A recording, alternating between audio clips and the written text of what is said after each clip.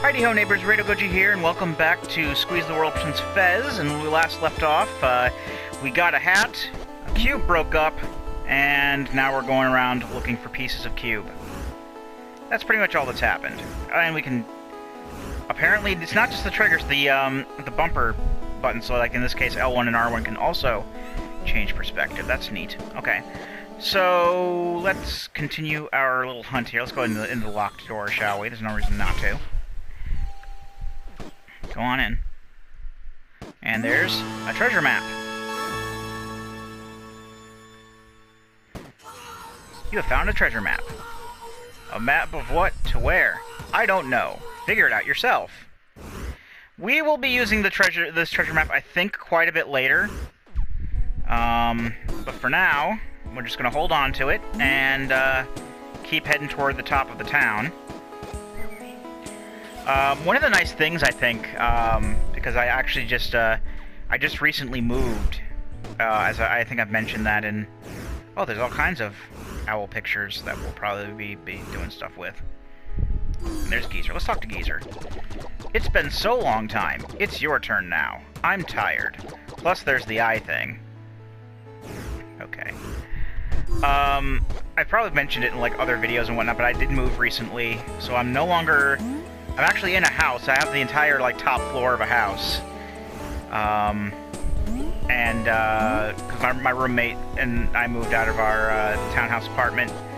And, yeah, so basically I don't have to worry too much about being loud when recording, I guess is a good way to put it, because usually around this time on a Saturday, that's 7:30 right now, my time on a Saturday. My roommate usually works from, like, he works at a Sonic restaurant, or he's manager of a Sonic restaurant. He normally works from, like, 11 to 10, 11 a.m. to 10 p.m., sometimes 11 to close. So, at this time, I'm not gonna have to worry too much about, you know, bothering anybody else in the house, because there's nobody else in the house. Can it be? A new direction? Whoa. And, if you noticed before, the chalkboard used to just have, like, the X and Y coordinates with the square, and now there's, like, the new purple stuff that's like, with a question mark. Like, they're trying to fathom what their third dimension is. But, like, there's already stuff on the other walls and shit. Like, look, where did all these things come from? They weren't there before. It seems weird. I guess that might be part of the point, but I kind of wonder sometimes, like, how they perceived the second, like, two-dimensional stuff. Oh. I just happened to end up on a, oh, it's because I was on that block there. See this block? I was on there. Aha! I just love that. I'm just gonna keep talking about that for like the entirety of the playthrough, because that's so cool. It is so cool.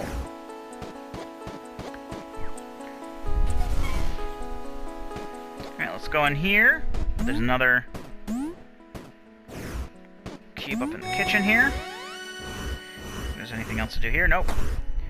Actually, of course there's nothing to do here. I actually have it written down that there's nothing else really to do here. Then find the cube bits, and basically everything else that I've gotten so far. I think there's like one other thing I can get, but we'll come to it when we come to it. There you go. We only have one left. There's nothing else in here. And it's not like these are the last cube bits we're going to be encountering either. Getting cube bits is going to be a, basically one of the major parts of the gameplay, other than getting, you know, just finding full cubes. And then doing, like, super hard puzzles for, well, not super hard puzzles, but other puzzles for the anti-cubes later. And that's what a cube looks like. You did it! Now you can unseal the door. Let's go. Actually, I probably should show off the inventory screen, if I can get at it. There we go. So we've got, this is blank. artifacts will go here. Treasure maps will go here. There's 9 treasure maps in the game, and our cube shards will all go here, as well as our keys. And I think it'll also have another counter for cube bits on there once we start collecting qubits again. Oh yeah, by the way, if you fall too far, you'll die, but dying really doesn't have... There's no consequence to dying in this game. You just basically show right back up where you last... basically on the last bit of solid ground that you were on. I don't think we talked to this little guy here. Nice hat. Where did you go? Did you bring me back something? I saw a devil square. Okay. Alright, so we're going to want to go around behind here because we're not going to be able to survive this drop. There isn't too much that can kill you other than drops. We'll see some other things and I'll get to them when I get to them, but the door's unsealed. Are you ready to begin your adventure? Sure am, Dot. Let's go. Hey, listen, I know this is your first time outside the village, so if you get lost, you can use the world map. Press the touchpad button to bring up the world map. Okay. This is the world map. It shows where you've been. You can zoom in and out using L1 and R1, and rotate with L2 and R2. Each node represents a place in the world. A gold plating on a node means you have found every item, secret, or passage in that node. So, as you can see, and I do really like how this is planned out too, because like this is basically the main village area, and each of these little squares that jump out, that branch off of these are like inside all of the houses and things. So like we're going to be coming back to a couple of these houses in order to be able to get some things. And this map will become a lot more big and complicated as time goes on. So we can just climb up the ivy like this. See what I mean about for the perspective there? Now we're in line with this hole. More cube bits. I think we get... Okay, yeah, we get a whole other cube here. Whoop. Don't want to go too far too fast.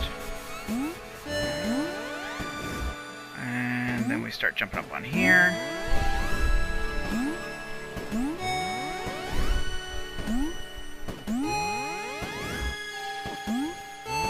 And we may run into certain situations where the anti-cubes will just show up.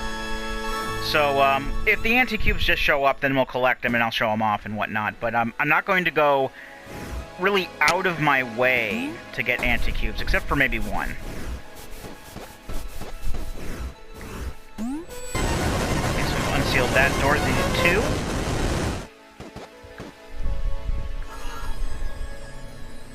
Okay. Whoa! Check this place out. Feels pretty important, eh? Let's have a look around, shall we? Oh, no way! It's another door! I told you there'd be a lot of doors. And the funny thing is, all of these doors, there's going to be more doors on this pillar here. They all go into the pillar, but they all go to different places. It's super trippy. This one requires 4 cubes, this one 8, and this one 16. This place is some kind of important door place. Oh, I don't know. That's why you're here. Now go find them cubes. Find cubes we shall. Also, as you can see, they'll light up with what cubes we have. We're actually going to be coming back to these doors a lot later. I'm not going to be messing around here quite yet. There's actually more we can go up. And one more thing! Uncle Dot. If you press triangle, you'll bring up the inventory. I already showed that off.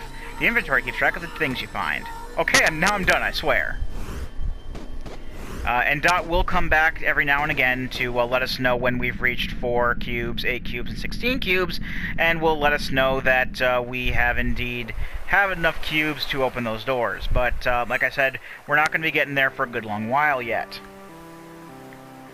Now, I'm going to start keeping better track of what to do here. There are 2 cube bits in this room.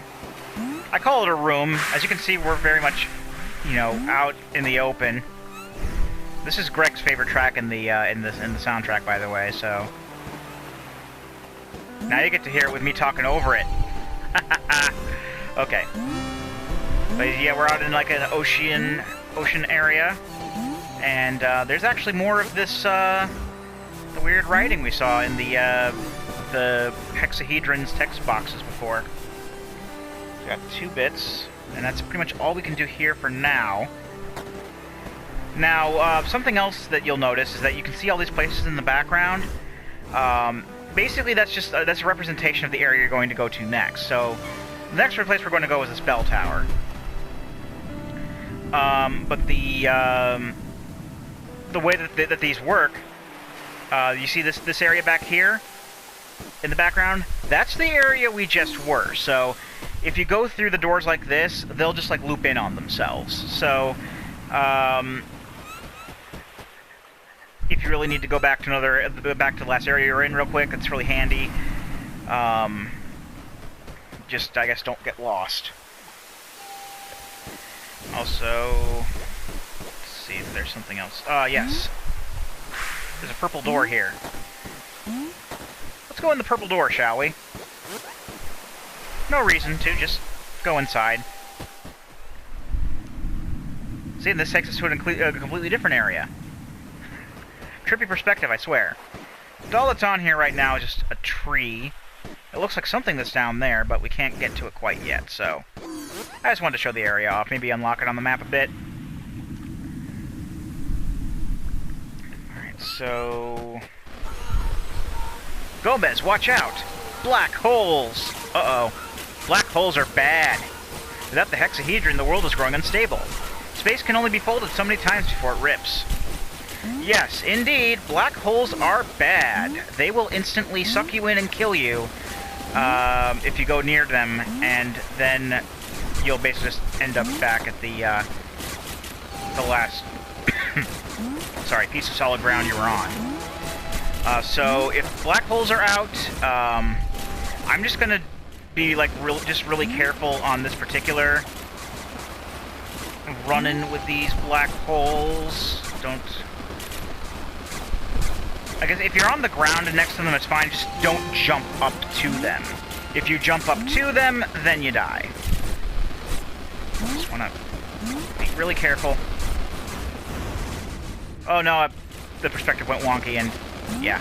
I mean, it's like, see, as you can see, there really wasn't that much of a big consequence to that, but still, they're bad news. A good way to you can get rid of black holes, actually, because normally you can't do anything with them, but you can if you exit the area and re-enter it.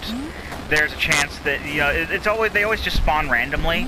So if you don't want black holes where you are, just keep leaving the area and coming back until the black holes aren't there when you spawn in. We will be doing something with that bell later, but not right now.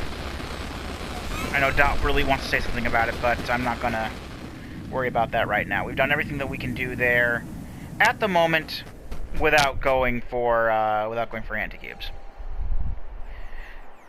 All right, so here's a place. This is also a place where black holes can be problematic if they spawn. There's a little caterpillar up there. It's not going to do anything to us. There aren't any kind of enemies or evil wildlife or anything like that that'll kill us. It's all just environmental hazards. There will be actually a point later on where we're going to be trying to outrun something. I just wanted to show off this purple door area. I'm just going to show off these little areas, even though we're not going to be doing anything there yet. But there's like these blocks. We can actually push them around if we want to. Lift them and throw them. But there's like all these different Tetris block signs here. And those will be important later on. This is just like the teaser part of it. But I'm going to go ahead and cut the video here, and when we come back, we will continue on in our quest to get stuff. I've been Rado Goji, and I'll be here next time. Join me, won't you?